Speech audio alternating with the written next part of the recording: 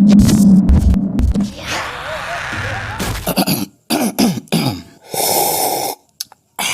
we do here is go back.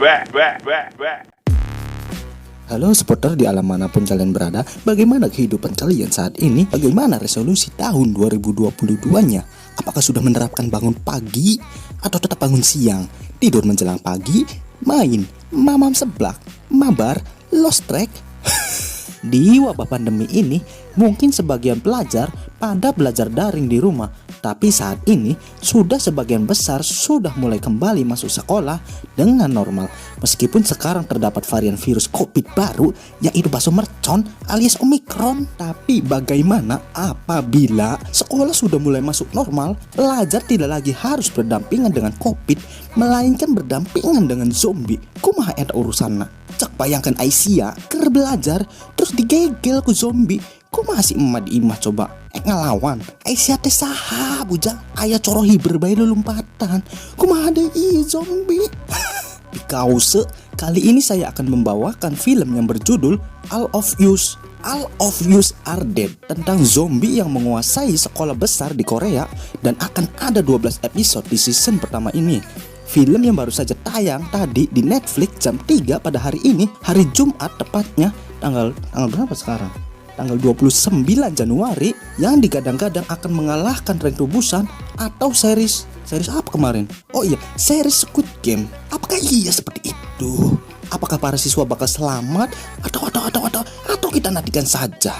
Bikause langsung gue gravitasikan posisi goleran Anda, pasangkan headset mati sebelah antum, siapkan kopi udut walaupun hanya sebatang, lalu hisap dalam-dalam dan sal urip cuangkidot.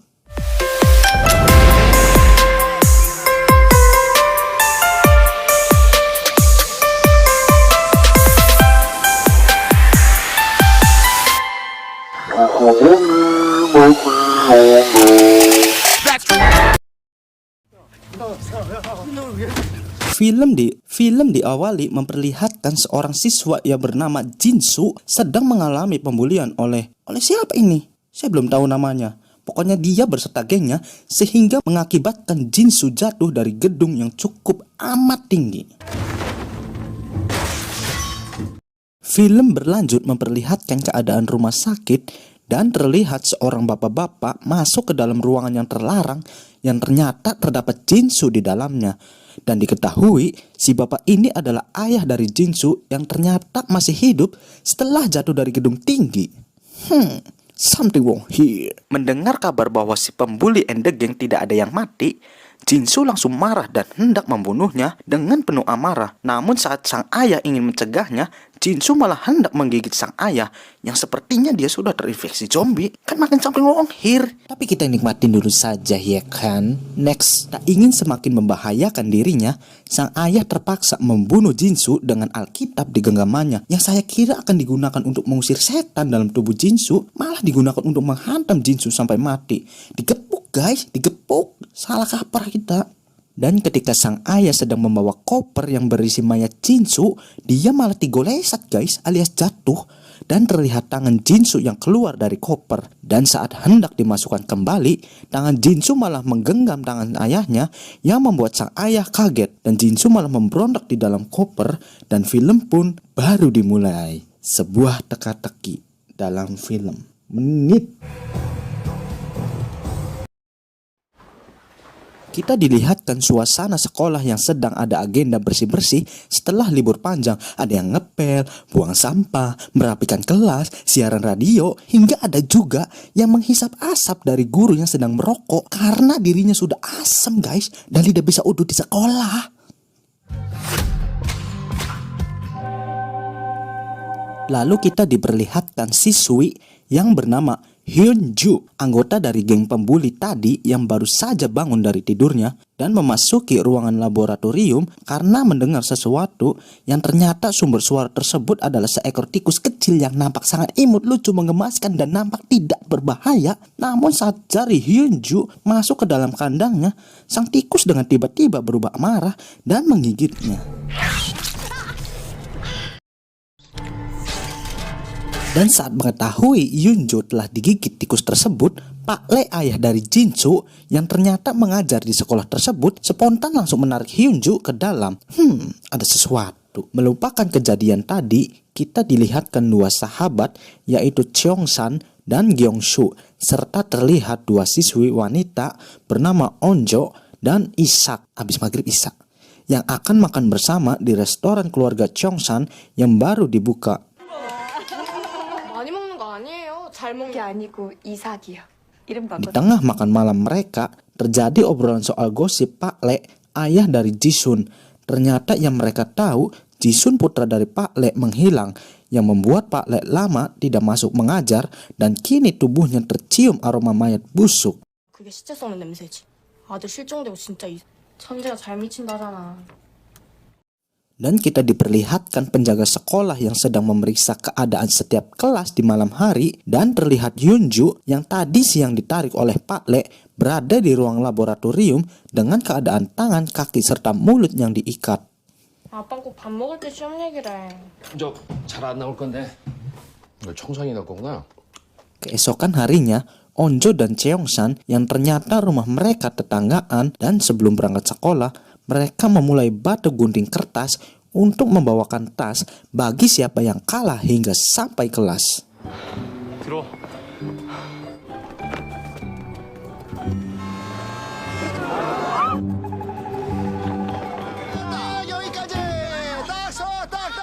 Dan saat di sekolah, kita dilihatkan kembali si pembuli and the gang yang kembali membuli dua orang siswa yang salah satunya perempuan dan dipaksa membuka bajunya serta dipermalukan dengan merekamnya.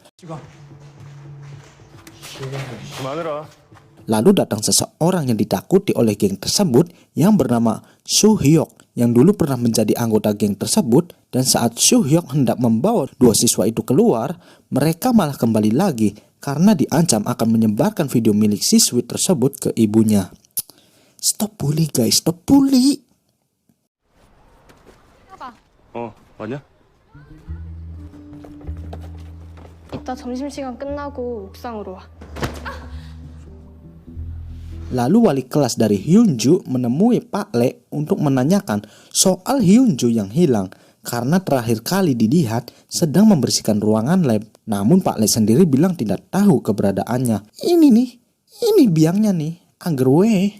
Lalu Pak Le masuk ke ruangannya dan memvideokan penelitiannya soal Hyunju yang tergigit oleh tikus percobaannya. Dan Pak Le juga menyuntikkan semacam cairan kepada Hyunju yang mulai berubah menjadi zombie. 희망 같은 거 갖지 마. Dan lagi-lagi si rambut molet anggota geng pembuli kembali membuli cewek yang sama sebelumnya di dalam kelas saat Pak Le sedang mengajar. Dan di sisi lain ikatan dari Hyunju terlepas. Sementara itu di saat sedang masuk pelajaran Bu Susi, secara tiba-tiba Hyunju masuk ke kelas dengan bersimbah darah yang membuat semua kaget, dan Hyunju berkata dia ditangkap dan dikurung oleh Pak Le, dan langsung saja dia dibawa ke UKS. 저 어떡해요? 배 아프니? 많이 아파? Sesampainya di UKS, keadaan Hyunju yang kedinginan namun merasa panas saat diberi selimut dan mulai mengoceh. Pak Le menyuntikkan cairan aneh ke dalam dirinya dan mulai memberontak dan menggigit dokter saat hendak menyuntikkan obat ke dirinya. Sementara itu di dalam kelas terjadi bahan pembicaraan teori-teori konspirasi soal Pak Le. Ada yang ngira Pak Le dengan sengaja menangkap Hyunju karena Hyunju salah satu anggota geng yang membuli anaknya. Dan ada juga manusia kontol yang punya teori Hyunju dipaksa membuat film porno. Dan semua teori-teori itu terjawab ketika Isak kembali ke kelas dan menceritakan keadaan barusan. 이상한 주사 났대. 와, 서울은 미친 거 아니야? 냄새? 그 외에 과학한테서 난 냄새 있잖아. 쟤는 이 와중에 공부를 하네. Dan pada akhirnya Hyunju dibawa ke rumah sakit oleh petugas rumah sakit yang ternyata ayah dari Onjo, dan sang ayah juga mengobati tangan Onjo yang terluka karena tergores karena Hyunju. Saat hendak kembali ke kelas, Onjo mengungkapkan hatinya ke Soo Hyuk karena dia sangat menyukainya. Namun belum ada jawaban dari Soo Hyuk karena mengira Onjo dan Cheongsan sudah berpacaran karena kedekatannya, padahal mereka hanya tetanggaan sejak kecil. Kok bisa gitu cewek nembak cowok? Kok bisa tidak terjadi kepada saya gitu loh? Why? Mengetahui Hyunju sudah tiada, Pak Le langsung kaget dan saat hendak keluar, dia ditahan oleh Bu Sushi dan rekannya dan membawanya ke ruangan kepala sekolah dan terjadi kepanikan pada Pak Le dan kemudian polisi datang untuk menangkap Pak Le. Di sisi lain, Bu Dokter yang tadi tergigit, kini keadaannya semakin memburuk di ruang UKS dan akhirnya tergeletak di lantai.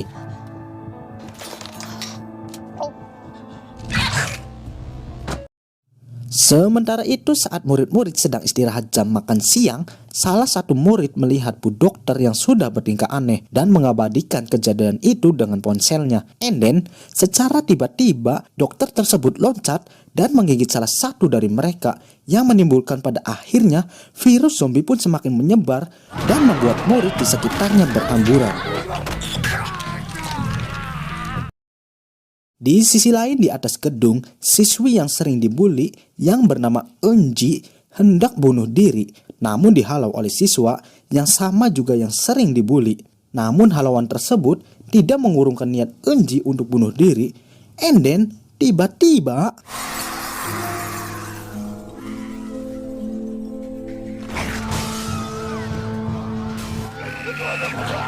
zombie-zombie berloncatan dari gedung dan mulai mengejar para murid sampai ke kantin yang dimana di sana belum mengetahui keadaan sekolahnya yang sedang genting. 한테 고백했는데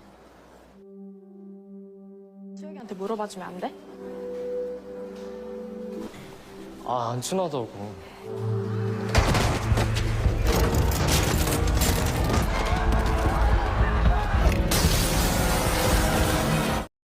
Kaca-kaca kantin pun tak kuat menahan dorongan dari murid-murid yang lain yang sedang berlarian menghindari zombie. Dan akhirnya terjadilah chaos di mana-mana dan saat Onjo hendak digigit salah satu zombie ganas, tiba-tiba